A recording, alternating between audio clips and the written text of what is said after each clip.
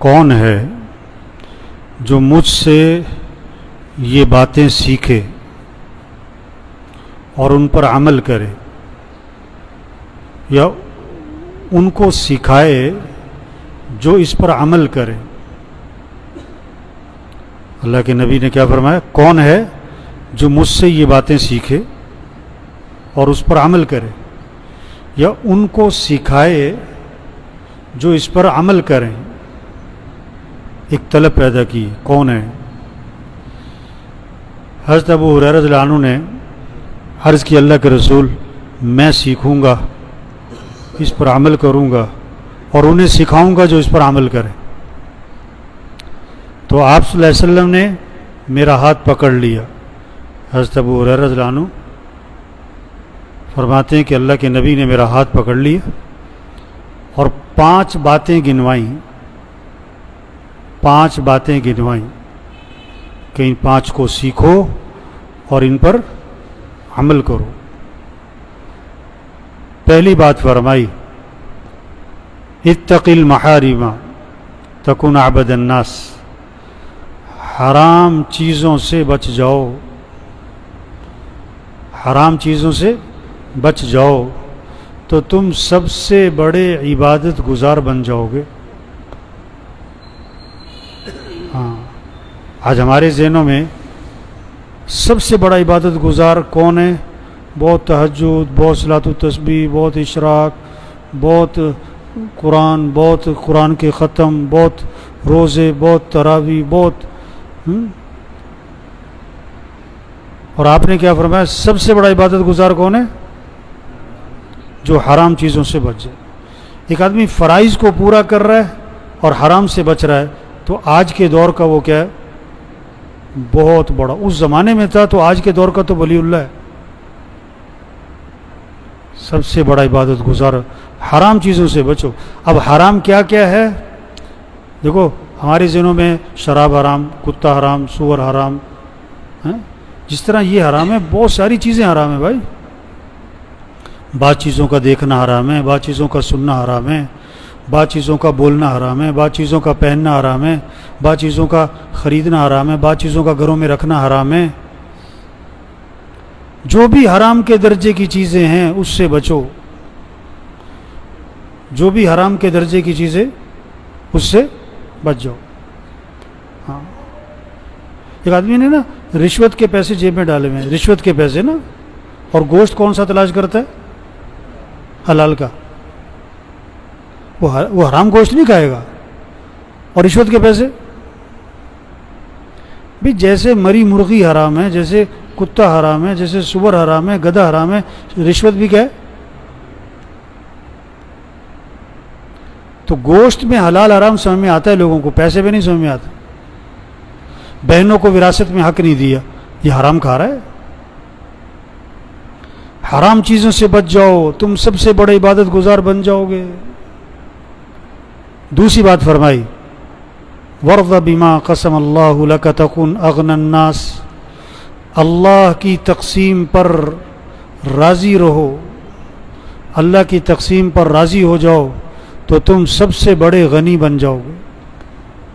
اللہ کی تقسیم پر بھی، اللہ کی تقسیم ہے، نہ کسی کو گورا بنائے کسی کو کالا بنائے، کسی کا قد لمبا ہے کسی کا قد چھوٹا ہے، کسی کی ناک بڑی ہے کسی کی چھوٹی ہے، کسی کی لمبی ہے، کسی کو اللہ نے بہت خوبصورت بنایا، کسی کو بہت سادہ شکل بنایا، کسی کو مالدار بنایا کسی کو غریب بنایا، کوئی جھونپڑے والے کے گھر پیدا ہو گیا، کوئی مال والے کے گھر پیدا ہو گیا، کوئی ساری زندگی سائیکل پہ رہتا ہے، کوئی ساری زندگی گاڑی سے نہیں اترتا ہے، کوئی جہاز سے نہیں اترتا ہے۔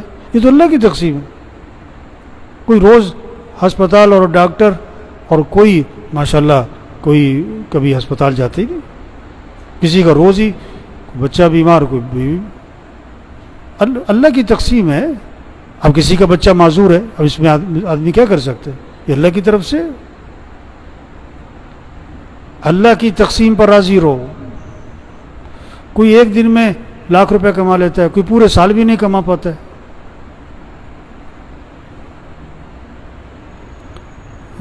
کسی کو مزدور بنایا ہوا ہے، کسی کو ملک کا مالک بنایا ہوا ہے، کسی کو ملک کا چوکیدار بنایا ہوا ہے۔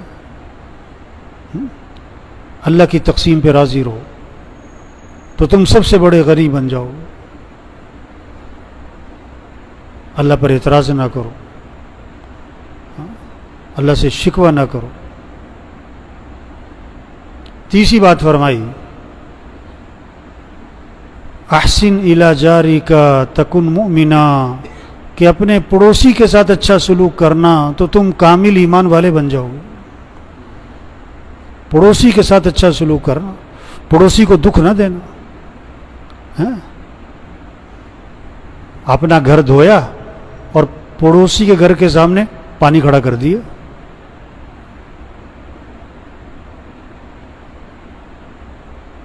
اپنے گھر کی صفائی کی اور کوڑا کہاں ڈال دیا؟ پڑوسی کے گھر کے سامنے کوڑا ڈال دیا. نہیں، پڑوسی کو دکھ نہ دینا. رات کے 2 بجے آئے واپس اور جناب گاڑی ہے، موٹر سائیکل ہے، اس کا ہارن پہ ہارن دے رہا ہے. اس کے گھر والے تو اٹھے نہیں، سارے پڑوسی اٹھ کے بیٹھ گئے.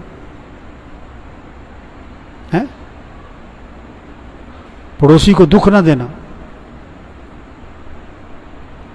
آپ صلی اللہ علیہ وسلم نے فرمایا کہ جبریل علیہ السلام بار بار پڑوسی کے بارے میں آ کے نصیحت کرتے رہے، اس کے حقوق بیان کرتے رہے.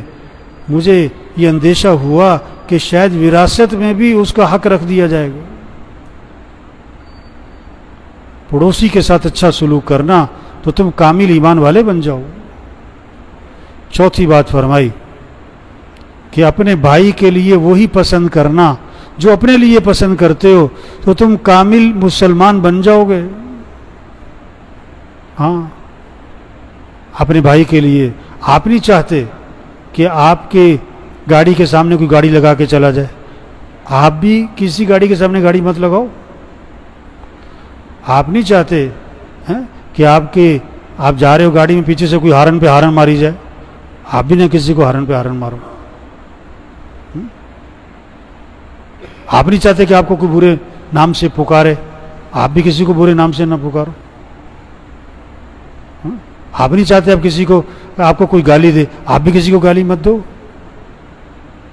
جو اپنے لیے پسند کرتے ہو وہی اپنے بھائی کے لیے پسند کرو تو تم کیا بن جاؤ گے؟ کامل مسلمان. کامل مسلمان. پانچویں بات فرمائی کہ زیادہ ہنسی سے پرہیز کرنا. ولا تکثر الضحک فإن کثرة الضحک تمیت القلوب، کہ زیادہ ہنسی سے آدمی کا دل مردہ ہو جاتا ہے. زیادہ ہنسی سے بچنا، کیونکہ زیادہ ہنسنے سے دل کیا ہو جاتا ہے؟ مردہ ہو جاتا ہے. اور وہ کہہ کے لگ رہے ہیں، ہنسی مذاق کی مجلسیں ہر وقت لگی ہوئی ہیں، تو دل مردہ ہو جاتا ہے. اور جب دل مردہ ہو جاتا ہے پھر نیکی کا شوق نہیں رہتا، اعمال کا شوق نہیں رہتا. اور جب دل مردہ ہو جاتا ہے تو اچھائی اور برائی کی تمیز ختم ہو جاتی ہے. تو یہ 5 نصیحتیں آپ صلی اللہ علیہ وسلم نے حضرت ابو ہریرہ رضی اللہ عنہ کو فرمائیں کہ ان کو سیکھو اور ان پر کیا کرو؟ عمل کرو. اور انہیں سکھاؤ جو اس پر عمل کریں. تو سب نیت کرو بھی ان 5 پر عمل کرنا ہے انشاءاللہ، اور انہیں سکھانا ہے جو اس پر. آپ نے حدیث سنی، آپ دوسروں کو جا کے سنو. اللہ کے نبی نے کیسے شوق پیدا کیا کہ کون ہے جو سیکھے گا میرے سے، اور پھر ہاتھ پکڑ کے سکھایا. ہاتھ پکڑ کے محبت کی وجہ سے، شفقت کی وجہ سے، تعلق کی وجہ سے 5 چیزیں سکھائیں. پھر اللہ سب کو عمل کی توفیق نصیب.